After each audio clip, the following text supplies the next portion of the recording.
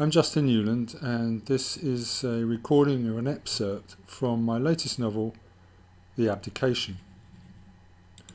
The story is about a young woman, Tula, who arrives in the ruins of Topeth, where she confronts her faith in a higher purpose and what it means to abdicate that faith. This excerpt is from Chapter 2 of the novel, which is entitled The Devil's Bridge, and proceeds as follows. Emerging for their night foraging, a colony of fruit bats glided and spun through the twilight shadows. Tula's antipathy for bats, their clumsy flight and shrill cries, induced almost as much terror in her as her fear of heights. She limped on, scanning the path for guards. Thank goodness there were none. Still patrolling the riot, she assumed.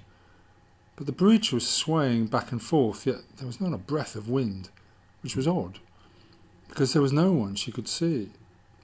Perhaps an animal had strayed onto it. The hour was late and dusk was descending like a shroud over the gorge. She peered across the bridge to glimpse the town of Unity, nestling behind the boulders and crags.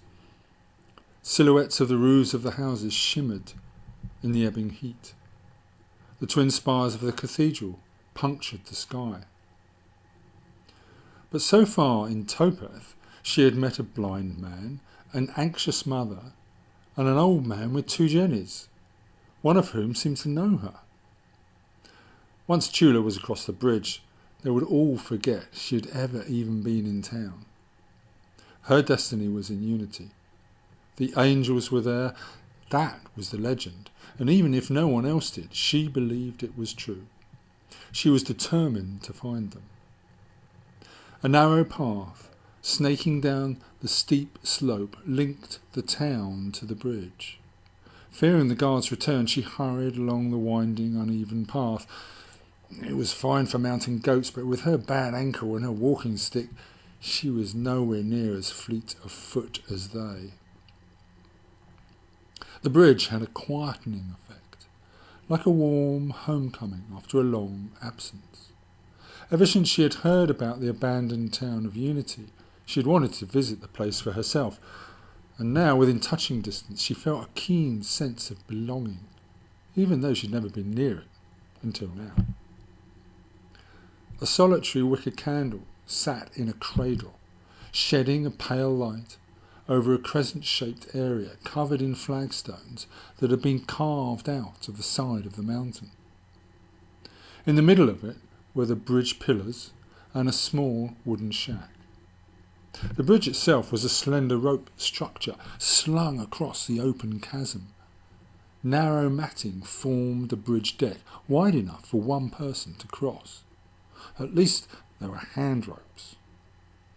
At the Topeth end, where she was, it was attached to two thick green-coloured pillars. Fingers of mist rose out of the ravine, obscuring the other end, the Unity end of the bridge. The structure reminded her of a long, thin hammock tied between two pairs of massive tree trunks. By the bridge entrance was a large sign. The Devil's Bridge. Do not cross. Ignore this warning at your peril. It was true. She had heard rumours about the bridge, about how predatory devils prowled to dip in the centre of it, and how it was forbidden to cross it. How ridiculous. These views were deluded. Ever since she was a little girl, arranging her coloured stones and drawing her pictures, she had known in every fibre of her being that life was a gift, rarer than starlight, more beautiful than the dawn. Being a special gift, it called for a response, a celebration, and one that she had tried to enact through every part of her life. It was not so much what she did that mattered, but what she would not do. Then the angels could act through her in whatever way they saw fit. She would never consciously hurt herself or another. The angels would be confident She would not abuse their divine powers, corrupt them, or use them for personal gain or material profit. From behind the guard's hut came a rustling noise. Someone was about to jump her. Her heart raced and she froze. "Who's there?" she whispered. "Meow." "Ha! It was a cat, a tabby. Oh, you beautiful thing." Tula stroked the agile feline while she rubbed against her ankles. "Tabby, I have to leave you now. I'm going to cross the bridge." The cat meowed in agreement. Alerted by a noise near the hut, the creature darted off across the flagstones. A shoulder-high wooden gate protected the entrance to the bridge. Fortunately, someone had left the key in the lock. She turned it, only to find the gate was already unlocked. Tucking the key in her pocket for safekeeping, she opened the gate. The rope bridge was about 100 steps. She steeled herself and tried not to look down. She was already feeling giddy. To defy her vertigo, she was going to have to ignore her moistening palms and dry, hoarse throat. In the dusk, a shadow hovered on the bridge. Hey, someone was on it. She was not the only one prepared to ignore the warning not to cross the bridge. From the silhouette, she could tell it was a man. In the sunken middle part, he was partially hidden from her line of sight. He was bent over, perhaps examining an object. Dressed in a black robe, he did not seem to have noticed her.